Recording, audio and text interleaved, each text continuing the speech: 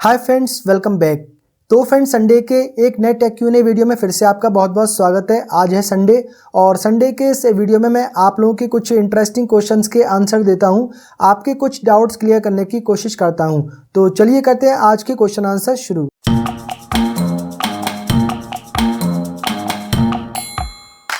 तो पहला कमेंट यहाँ पर लेते हैं भीम नारायण अंजला दिन्नी जी का। ये लिखते हैं कि compare with Acer Q LED TV sir.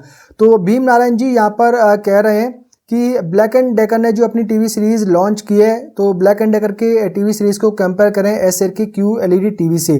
देखिए, एसर की जो सुपर सीरीज है, जो कि latest Q LED TV series है, तो उससे अगर कंपेयर करेंगे ब्लैक एंड डेकर की टीवी से, तो थोड़ा सा लुक्स एंड डिज़ाइन में आपको डिफरेंस देखने को मिलेगा। हालांकि जो स्पेसिफिकेशंस है वो ऑलमोस्ट सेम टू सेम दी गई हैं। 98% आप मानकर चलिए कि जो स्पेक्स हैं वो एग्जैक्टली सेम है। ब्लैक एंड डेकर के जो टीवी है उसमें 36 वाट का ऑडियो आउटपुट दिया गया है, जबकि एसर के सुपर सीरीज़ के क्यू एलईडी टीवी में 80 वाट का ऑडियो आउटपुट दिया गया है।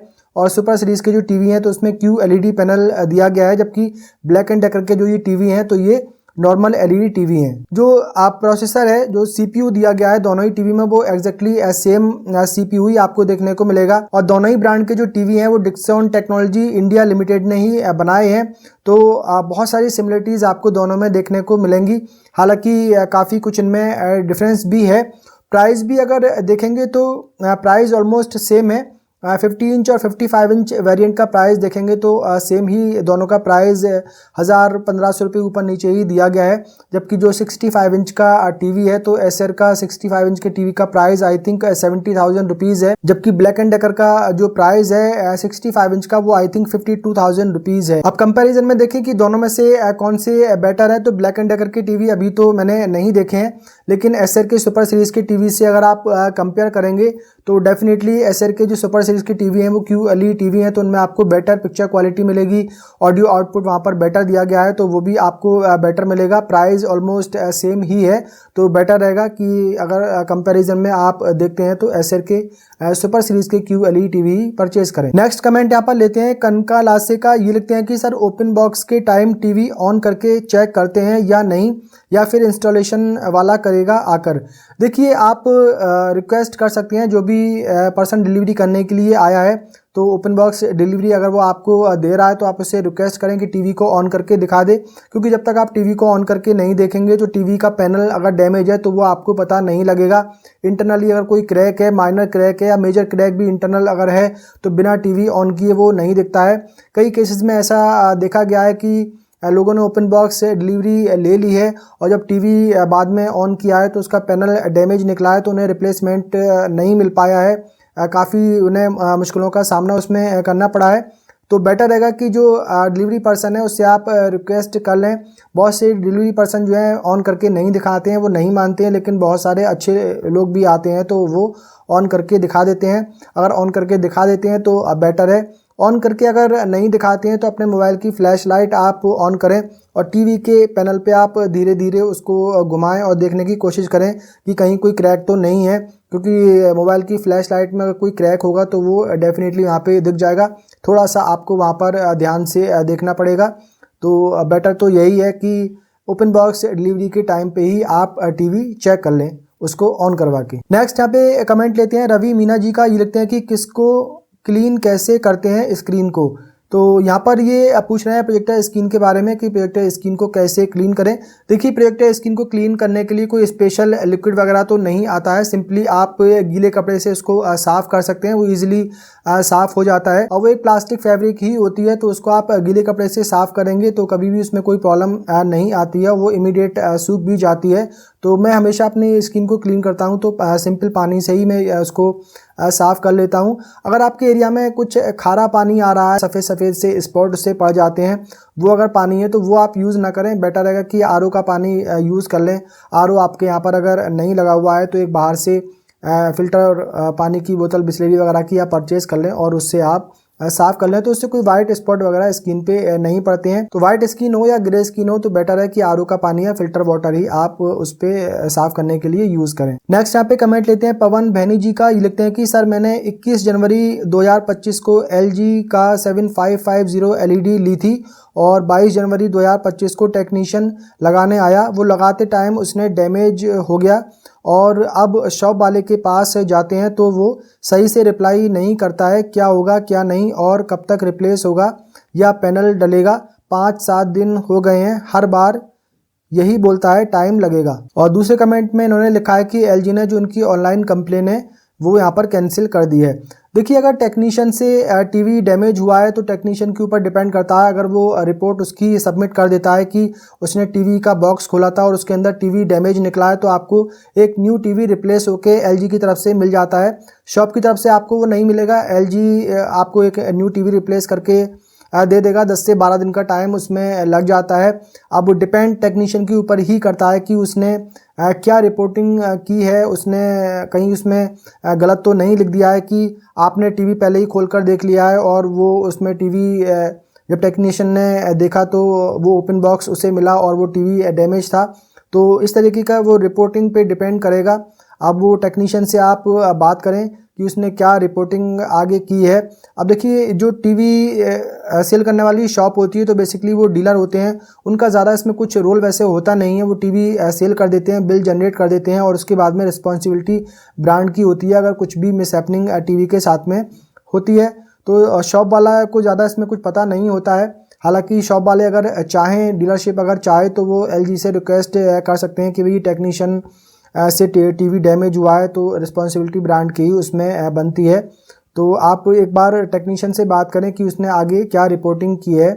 उसने कहीं आपके ऊपर तो कोई उसमें इल्ज़ाम नहीं लगा दिया है रिपोर्ट में कि आपने टीवी को तोड़ा है, इसी वजह से आपकी जो ऑनलाइन कंप्लेन है वो कैंसिल कर दी गई है। नेक्स्ट यहाँ पे क्वेश्चन लेते हैं विशाल जंगी जी का। ये लिखते हैं कि hello sir, my question is क्या QLED टीवी में IPS पैनल मिल सकता है 43 इंच या 50 इंच में बजट ब्रांड कंपनी में? विशाल जी, QLED फिल्टर IPS पैनल में भी लगाया जा सकता है और VA पैनल में भी लगाया जा सकता है। तो QLED टीवी IPS पैनल के साथ भी आते हैं और VA पैनल के साथ भी आते हैं। मोस्टली जो QLED टीवी हैं वो VA पैनल के साथ ही आती हैं क्योंकि VA पैनल सस्ता होता है, QLED फिल्टर थोड़ा सा महंगा आता है। तो IPS पैनल के साथ में जब QLED फिल्टर को इंटीग्रेट किया जाता है तो उसकी कॉस्ट बढ़ जाती है।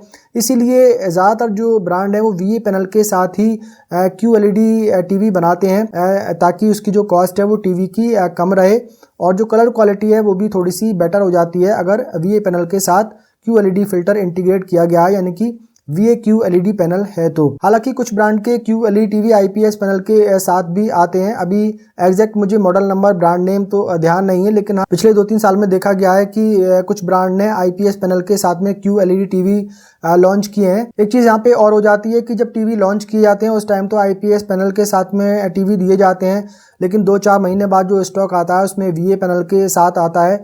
तो बजट ब्रांड का कुछ ऐसा भरोसा नहीं कर सकते हैं कि वो IPS पैनल अगर आपको आप बोल रहे हैं तो वो IPS पैनल ही निकलेगा। कई केसेस में देखा गया है कि कुछ टीवी यूनिट में IPS पैनल भी निकलता है और कुछ यूनिट में VA पैनल भी निकलता है जिसमें QLED टीवी दिया गया है या फिर नॉर्मल LED टीवी भी है। तो ऐसे एग्जैक्टली बता पाना मुश्किल है कि कौन सा 43 इंच या 50 इंच का टीवी होगा जिसमें आपको IPS पैनल के साथ QLED फिल्टर यानी कि QLED टीवी मिले। नेक्स्ट यहाँ पे क्वेश्चन लेते हैं अन्नू यादव जी का। ये लिखते हैं कि बजट ALR स्क्रीन बताइए जिसके व्यूइंग एंगल भी अच्छे हों। देखिए ALR स्क्रीन बजट में तो नहीं आती है। जो ओरिजिनल ALR स्क्रीन होती है, जो जेन्युइन ALR स्क्रीन होती है, जो कि लेज़र प्रोजेक्टर या फिर अल्ट्रा शॉर्ट थ्रो प्रोजेक्टर के साथ यूज़ की जाती है, उसकी कॉस्ट काफ़ी ज़्यादा होती है। वो 1 लाख 1.5 लाख रुपए के आसपास आती है अगर 100 इंच और 120 इंच की आप परचेज़ करते हैं। तो बीच में आती हैं ग्रे स्क्रीन जो थोड़ी बहुत एम्बियंस लाइट होती है आपके रूम में या थोड़ी बहुत विंडो से या डोर से कहीं से लाइट आ रही है या सारी जो वॉल्स हैं वो वाइट हैं आपके रूम की जहाँ पर भी आपने प्रोजेक्टर को सेटअप किया है। तो उस केसेस में जो ग्रे स्क्रीन होती हैं वो थोड़ी सी बेटर होती हैं। हालांकि उनको ALR स्क्रीन ग्रे स्क्रीन को बोला जाता है, लेकिन एक्चुअल में वो ALR स्क्रीन नहीं होती हैं, वो ग्रे स्क्रीन होती हैं जो कि थोड़ी बहुत एम्बियंट लाइट को रिजेक्ट कर देती हैं। तो ग्रे स्क्रीन आप परचेज़ कर सकते हैं जो कि आपको ऑफलाइन मार्केट में आप परचेज़ करेंगे तो 100 इंच 120 इंच की आपको 15 से लेकर 20 हज़ार रुपये की रेंज में मिल जाएगी। और ऑनलाइन में अगर आप परचेज़ करेंगे तो उनके प्राइस ज़्यादा होते हैं, 25,000 30,000 के आसपास वो मिलती हैं। अब बजट में जो आप कह रहे हैं तो बजट में कितना बजट आपने मेंशन यहाँ पे नहीं किया है। अब बहुत ही कम बजट में अगर अंडर 5,000 रुपीज़ आप पूछेंगे तो कुछ रिफ्लेक्टिव एलआर स्क्रीन आ रही हैं जो कि व्यूइंग एंगल अच्छे नहीं देती हैं, लेकिन पिक्चर क्वालिटी उनकी काफ़ी बढ़िया होती है। सामने से आप देखेंगे काफ़ी अच्छी पिक्चर क्वालिटी मिल जाएगी। वो आपको 2500-2600 रुपये में 120 इंच की स्क्रीन मिल जाती है। व्यूइंग एंगल डेफिनेटली उनके अच्छे नहीं होते हैं। नेक्स्ट यहाँ पे क्वेश्चन लेते हैं करुणल जी का। ये लिखते हैं कि which is best Sony Bravia 2 और ये LG वाला टीवी। देखिए दोनों ही टीवी वैसे काफ़ी बढ़िया हैं। जो सोनी ब्राविया 2 सीरीज़ है उसके टीवी भी काफ़ी अच्छे हैं और LG UT 80406 टीवी भी जो है वो काफ़ी बढ़िया है। दोनों में से कोई भी आप परचेज़ कर लें जो भी आपको कम प्राइस में मिल रहा है। मुझे लगता है कि LG का जो UT 80406 मॉडल है ये आपको कम प्राइस में मिल जाएगा, तो ये टीवी आप परचेज़ कर लें तो आई थिंक बेटर रहेगा। तो वैसे दोनों ही ब्रांड के जो टीवी हैं वो काफ़ी अच्छे हैं। नेक्स्ट क्वेश्चन लेते हैं सतनाम सिंह जी का। ये लिखते हैं सर यूज्ड UST प्रोजेक्टर क्या ले सकते हैं, क्या आप सजेस्ट कर सकते हैं कि कहाँ से परचेज करें। Satnam Singh ji used UST projector आप परचेज करना चाहते हैं तो परचेज कर सकते हैं। थोड़ा सा आप उसको चेक करके अच्छी तरीके से लें कि वो कितना यूज़ किया हुआ है, पिक्चर क्वालिटी वगैरह उसकी कैसी मिल रही है। आप कहाँ से परचेज़ करें ये थोड़ा बता पाना मुश्किल है।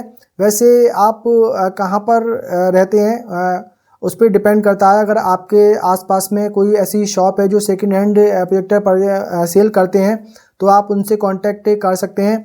दिल्ली में काफ़ी सारे ऐसे सेलर हैं जो कि यूज्ड UST प्रोजेक्टर या फिर लेज़र प्रोजेक्टर सेल करते हैं।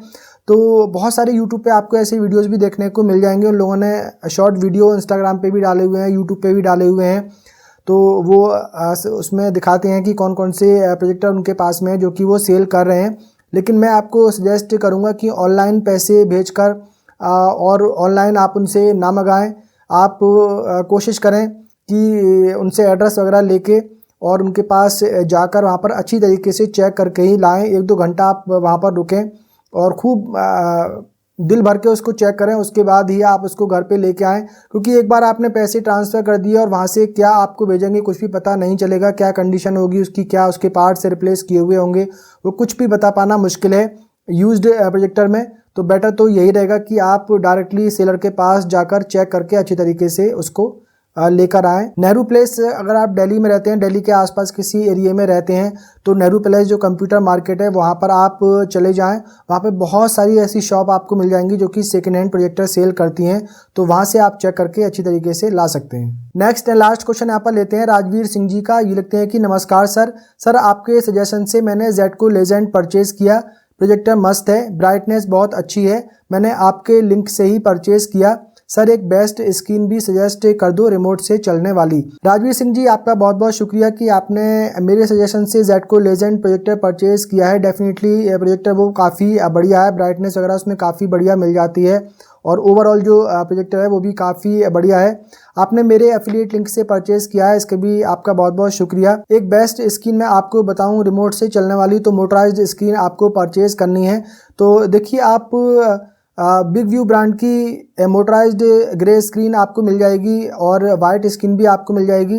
अगर आपको डार्क रूम में देखना है तो वाइट स्क्रीन आप परचेज़ कर लें, वो बेटर रहेगी और वो आपको कम प्राइस में भी मिल जाएगी। आई थिंक 15-16 हज़ार रुपये में आपको 120 इंच की मोटराइज्ड स्क्रीन मिल जाएगी।